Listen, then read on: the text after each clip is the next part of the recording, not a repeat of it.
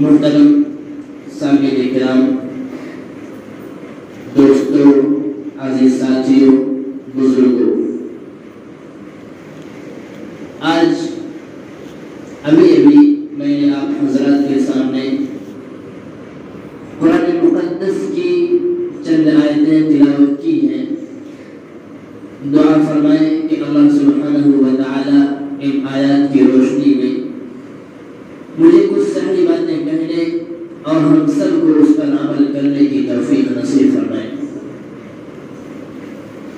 آج آپ حضرات کے سامنے میں اس منظر، اس گھڑی اور اس وقت کا تذکرہ کرنے چلا ہوں کہ جب سے دنیا بنی ہے، لاکھوں کروڑوں اربوں خربوں انسان اس روئے زمین پر آئے، لیکن ایک نہ ایک دن انہیں جانا پڑا، اور اس سفر کو ہم اور آپ آسان لفظوں میں موت کے نام سے یاد کرتے ہیں۔ کتابوں میں لکھا ہے کہ اگر موت کو طاقت کی وجہ سے ختم کیا جا سکتا، اگر موت کو طاقت کے زور پر ٹالا جا سکتا تو قیامت کی صبح تک کبھی فرعون کو موت نہ آتی۔ اگر مال و دولت کی وجہ سے موت کو روکا جا سکتا تو کبھی قارون کو موت نہ آتی۔ اگر عدل انصاف کے ذریعے موت کو روکا جا سکتا تو عمر فاروق رضی اللہ تعالی عنہ کو کبھی موت نہ آتی۔ اگر حکمت و دانائی، عقل مندی سے موت کو روکا جا سکتا تو حکیم عثمان کو کبھی موت نہ آتی۔ یہاں تک کہ ہم اور آپ قربان جائیں تاجدار مدینہ احمد مجتبی محمد مصطفیٰ صلی اللہ علیہ وسلم پر کہ جن کے صدقے میں یہ پوری کائنات سجائی گئی، پوری دنیا آپ کے صدقے کے فعل میں بنائی گئی، پورا دنیا کا نظام آپ صلی اللہ علیہ وسلم کے صدقے کے فعل میں بنایا گیا،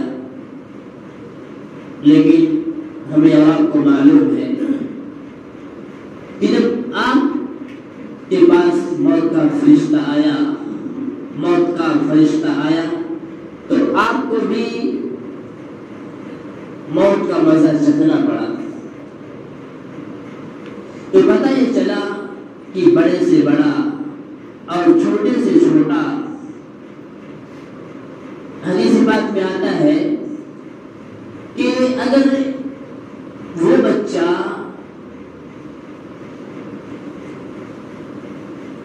جو اپنی ماں کے پیٹ سے پیدا ہوا ایک سانس بھی اگر دنیا میں لیا ہے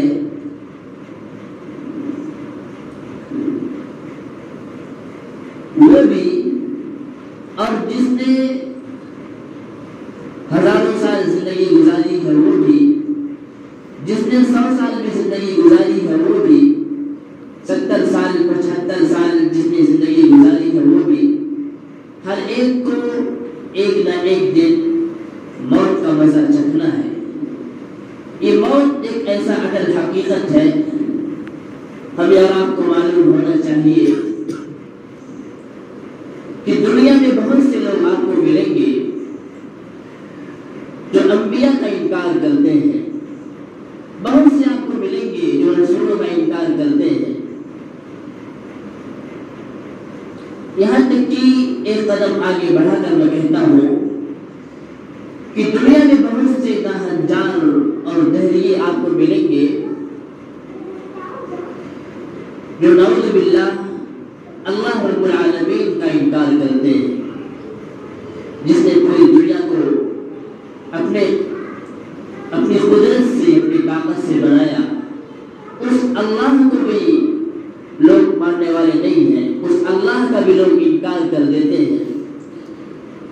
لیکن موت ایک ایسا اٹل حقیقت ہے، ایک ایسی اٹل حقیقت ہے کہ جس کا منکر جب سے دنیا بنی ہے اور جب تک دنیا انکار کرنے والا نہ پیدا ہوا ہے اور نہ پیدا ہوگا۔ سب کو معلوم ہے کہ ایک دن ہمیں مرنا ہے اور مرنے کے بعد اللہ رب العالمین کی بارگاہ میں ہم سب کو پیش ہونا ہے۔ یہ میں اپنی طرف سے بات نہیں کہتا، قرآن مقدس کی گواہی ہے۔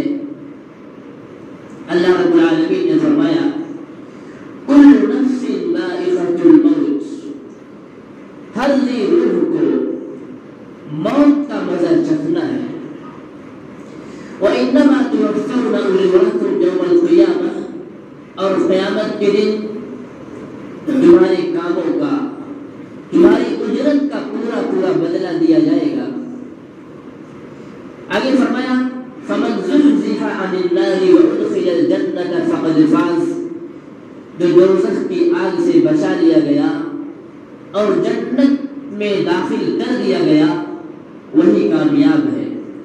آج ہم اور آپ یہ کہتے ہیں کہ مالدار کامیاب ہو گئے، دولت مند کامیاب ہو گئے، بزنس مین کامیاب ہو گئے، فلاں کامیاب ہو گیا، فلاں ناکام ہو گیا۔ ہم نہ جانے کس کس چیز کو معیار بناتے ہیں کامیابی کا، کامرانی کا، سرفرازی کا، لیکن قرآن کی گواہی ہے کہ دراصل کامیاب تو وہ ہے جو دوزخ کی آگ سے بچا لیا گیا۔ یہ جو آگ ہم اور آپ دیکھتے ہیں اس آگ کا 69واں حصہ ہے۔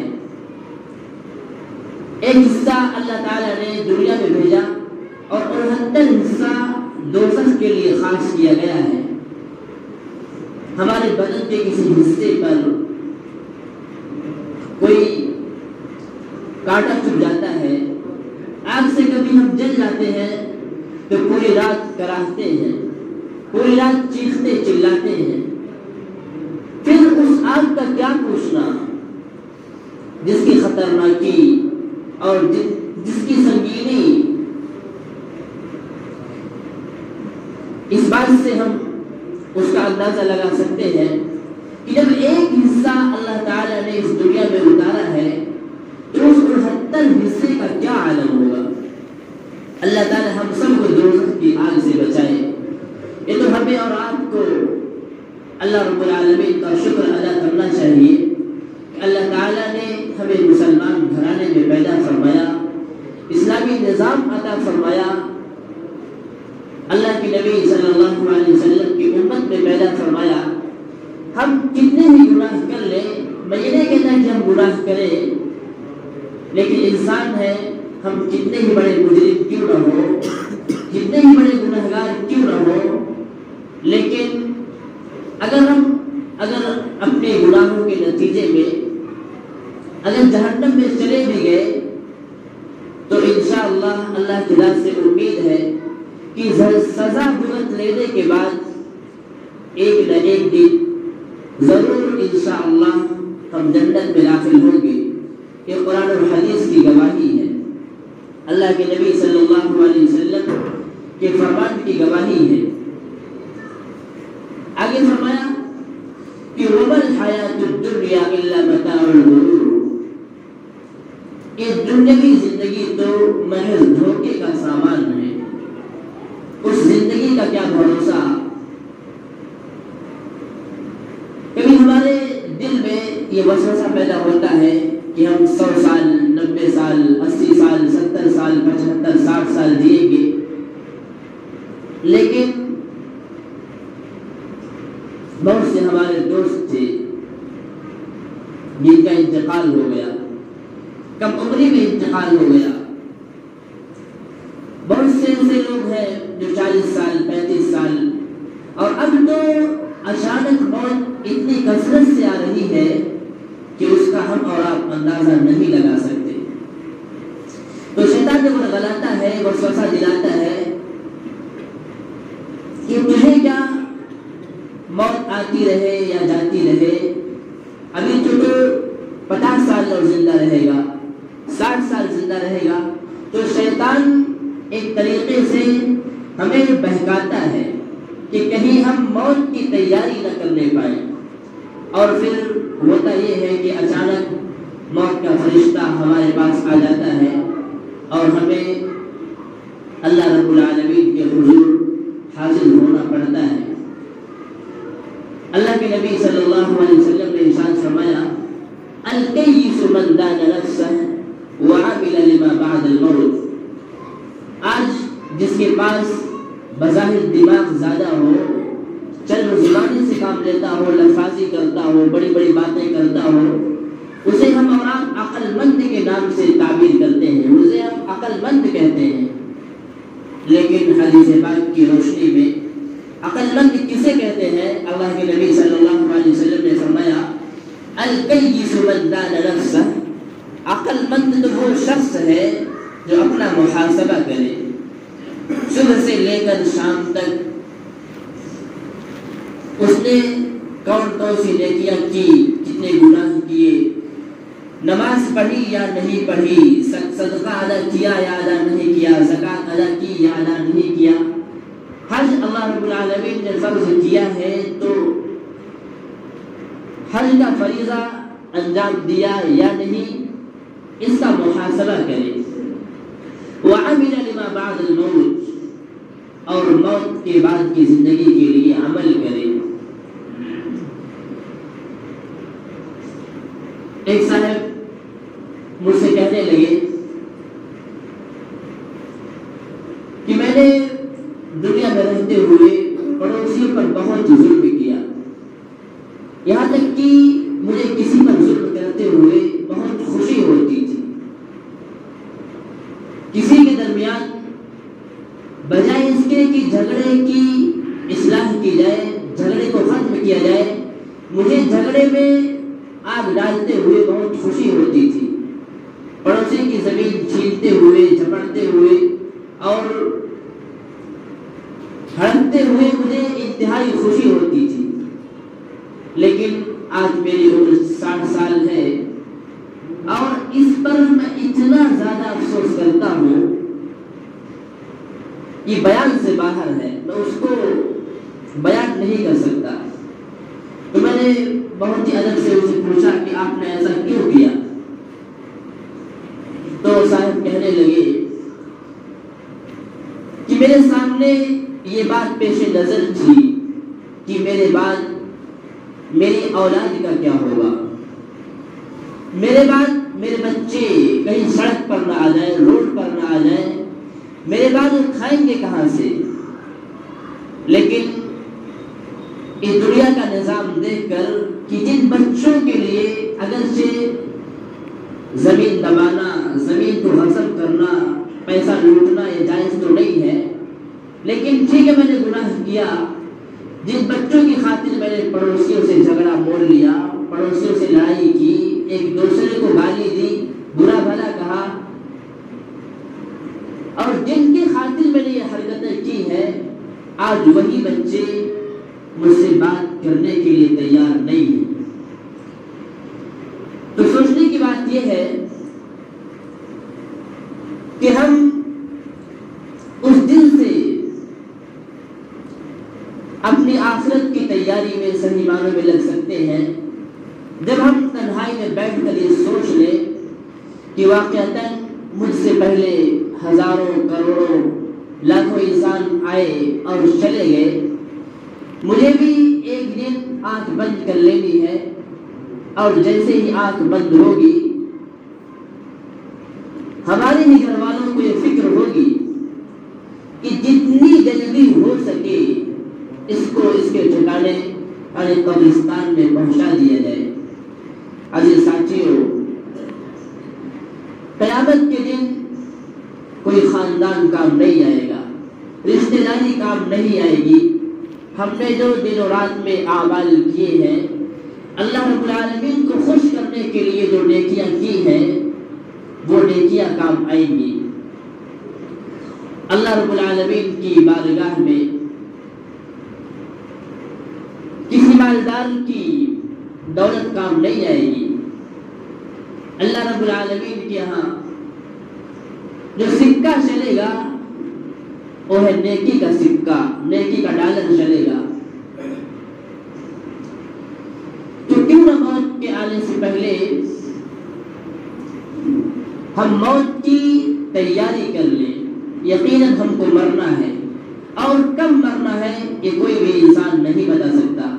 موت جب آتی ہے اذا جاء اجلهم فلا يستأخرون ساعة ولا يستقدمون، کہ جب لوگوں کے پاس موت کا پیغام آتا ہے، موت کی گھڑی آتی ہے، تو نہ تو ایک سیکنڈ پیچھے ہوتی ہے اور نہ تو ایک سیکنڈ آگے ہوتی ہے۔ اور جو شیطان ہے، ابھی میں نے آپ کے سامنے تلاوت کی، اللہ رب العالمین نے خود فرمایا کہ شیطان تمہارا کھلا ہوا دشمن ہے، اسے تم اپنا دشمن ہی سمجھو۔ شیطان کی ایک پوری کوشش ہے، ہم اور آپ جانتے ہیں، اس نے قسم اٹھائی ہے کہ مرتے دم تک انسان کو بہکائے گا، انسان کو خیر کے کام کرنے سے روکے گا،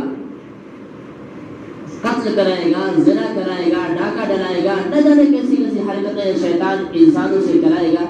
اس نے اللہ رب العالمین سے عہد لیا ہے، اور اللہ رب العالمین نے اس کے جواب میں فرمایا تھا کہ جو تیرے بہکاؤ میں آئیں گے وہ تو آئیں گے، لیکن جو میرے خالص بندے ہوں گے، جو میرے احکام کی پاسداری کریں گے، وہ کبھی بھی تیرے بہکاوے میں نہیں آئیں گے۔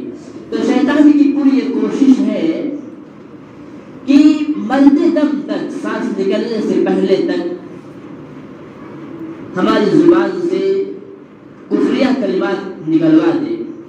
وقت کے بہت بڑے امام، جو 4 امام گزرے ہیں، امام اعظم ابو حنیفہ رحمۃ اللہ علیہ، امام مالک رحمۃ اللہ علیہ، امام شافعی رحمۃ اللہ علیہ، امام احمد بن حنبل رحمۃ اللہ علیہ، انہی 4 میں ایک امام ہے امام مالک رحمۃ اللہ علیہ۔ اور ایک دفعہ کچھ زیادہ ہی بیمار ہوئے، تو ہوا یہ کہ آپ کے شاگرد، آپ سے حدیث پڑھنے والے، آپ سے ملنے جلنے والے آپ کی خدمت میں آئے، اور جیسا کہ آپ کو معلوم ہے، اگر ایسا محسوس ہو کہ آخری وقت ہے تو کلمے کی تلقین کی جائے، یعنی سامنے والے سے یہ نہ کہا جائے کہ آپ کلمہ پڑھیں، بلکہ ہم اور آپ بیمار کے سامنے خود بخود لا الہ الا اللہ محمد رسول اللہ، یاسین شریف، درود شریف وغیرہ پڑھیں، تاکہ وہ سن کر کلمہ پڑھ لے۔ اگر ہم نے تلقین کیا کہ بھائی آپ کلمہ پڑھ لیں، اور اگر اس نے انکار کر دیا تو پھر خطرے سے خالی نہیں ہے۔ تو امام مالک رحمۃ اللہ علیہ جب بیمار پڑے تو آپ سے پڑھنے والے آپ کے شاگرد جمع ہوئے، تو آپ کے شاگرد یہ کہہ رہے ہیں کہ آپ کلمہ پڑھ لیں، درود شریف پڑھ لیں۔ امام مالک رحمۃ اللہ علیہ بار بار یہ کہہ رہے ہیں کہ ابھی نہیں، ابھی نہیں، ابھی نہیں۔ تو تمام شاگرد ڈر گئے، سہم گئے، لرزہ طاری ہو گیا کہ آخر وقت کے اتنے بڑے امام بھی کلمے کا انکار کر رہے ہیں۔ لیکن ابھی مقدر میں عمر باقی تھی، جب افاقہ ہوا، مکمل شفا یاب ہوئے، تو آپ کے شاگردوں نے پوچھا کہ حضرت آپ جب بیمار تھے تو ہم آپ کو کلمے کی تلقین کر رہے تھے اور آپ انکار کر رہے تھے، پوچھا وہ کیا؟ فرمایا، شاگردوں نے عرض کیا کہ ہم یہ کہہ رہے تھے کہ آپ کلمہ پڑھ لیں، اور آپ یہ بار بار کہہ رہے تھے کہ ابھی نہیں، اس کا کیا مطلب؟ تو امام مالک رحمۃ اللہ علیہ نے فرمایا کہ عزیز طلبہ، شاید آپ کو معلوم نہیں، اور شیطان میرے پاس اخیر وقت سمجھ کر کہ شاید یہ میرا آخری وقت ہو، شیطان میرے پاس آیا اور کہنے لگا کہ اے امام مالک آپ تو کامیاب ہو گئے۔ میں نے کہا ابھی نہیں۔ شیطان نے کہا کہ آپ نے حدیث کی موطا امام مالک لکھی ہے، فرماتے ہیں کہ بخاری شریف ابھی قرآن پاک کے بعد سب سے بڑی کتاب مانی جاتی ہے۔ جب بخاری شریف نہیں لکھی گئی تھی تب قرآن پاک کے بعد سب سے بڑی کتاب موطا امام مالک تھی۔ تو شیطان نے کہا کہ آپ نے موطا لکھ کر امت پر احسان عظیم فرمایا ہے، آپ تو کامیاب ہو گئے، آپ نے اتنے شاگردوں کو تیار کیا، ایک پوری جماعت کو تیار کیا، آپ کامیاب ہو گئے۔ تو امام مالک نے فرمایا ابھی نہیں۔ اور بہت سارے انسانات امام مالک رحمۃ اللہ علیہ کے شیطان گنواتا رہا، تو آپ نے فرمایا کہ ابھی نہیں، ابھی نہیں، یعنی جب تک میرا خاتمہ ایمان پر نہ ہو جائے میں اس وقت تک کامیاب نہیں ہو سکتا۔ ہم اور آپ کیا سوچتے ہیں 2 نمازیں پڑھ لیے، روزے رکھ لیے، سوچتے ہیں کہ کامیاب ہو گئے. یقیناً نیکی کرنا یہ فائدے سے خالی نہیں ہے، لیکن موت کی تیاری بھی کریں اور ساتھ ساتھ ہم ڈرتے بھی رہیں کہ پتہ نہیں ہمارا خاتمہ ایمان پر ہوگا بھی یا نہیں. ایمان پر خاتمے کے لیے ہم اور آپ دعائیں بھی کرتے رہیں. ہم میں سے بہت سے لوگ ہوں گے، ہم دیکھ سکتے ہیں کہ ایک آدمی شروع میں شرابی تھا، کبابی تھا اور نہ جانے کیسی کیسی حرکتیں کرتا تھا. موت سے پہلے ایسی اس کی اصلاح ہوئی، اتنا زیادہ نیک بنا کہ لوگ اس پر رش کرتے ہیں. اور ایسے بھی لوگ ہیں جو پہلے بہت متقی پرہیزگار تھے لیکن بعد میں وہ شرابی ہو گئے، راہ حق سے ہٹ گئے. اس لیے اگر ہم کچھ نیکیاں کر لیں تو گھمنڈ میں مبتلا نہ ہو، بلکہ اللہ رب العالمین سے دعائیں مانگیں کہ اے اللہ، جو میں نیکیاں کر رہا ہوں تیرا احسان ہے، تیرا فضل ہے، میں نیکی کرنے کے قابل نہیں تھا. اور بہت سے لوگ سمجھتے ہیں کہ ہم نماز نہیں پڑھتے تو کیا ہوگا. عزیز ساتھیوں، جس کو اللہ رب العالمین اپنا محبوب بناتے ہیں، جس سے اللہ رب العالمین محبت رکھتے ہیں، اللہ تعالیٰ انہیں یہ توفیق دیتے ہیں کہ وہ اللہ رب العالمین کے آگے سجدہ کریں، نماز پڑھیں. تو اگر کوئی نماز نہیں پڑھ رہا تو اس کا مطلب یہ ہے کہ اللہ تعالیٰ کا وہ محبوب نہیں ہے. ہمیں ڈرنے کی ضرورت ہے. اس لیے موت کے آنے سے پہلے ضرورت اس بات کی ہے کہ ہم موت کی مکمل تیاری کر لیں. اگر ہم نے اچھے اعمال کیے ہیں تو دوستو جنت ہی جنت ہے، اور اگر ہمارے اعمال خراب نکل آئے تو اللہ ہم سب کی پوری امت مسلمہ کی جہنم سے حفاظت فرمائے. جہنم ہی جہنم ہے. اللہ رب العالمین کی بارگاہ میں دعا ہے کہ اللہ تعالی ہم سب کو مرنے سے پہلے موت کی تیاری کرنے کی توفیق نصیب فرمائے. اللہ تعالی ہم سب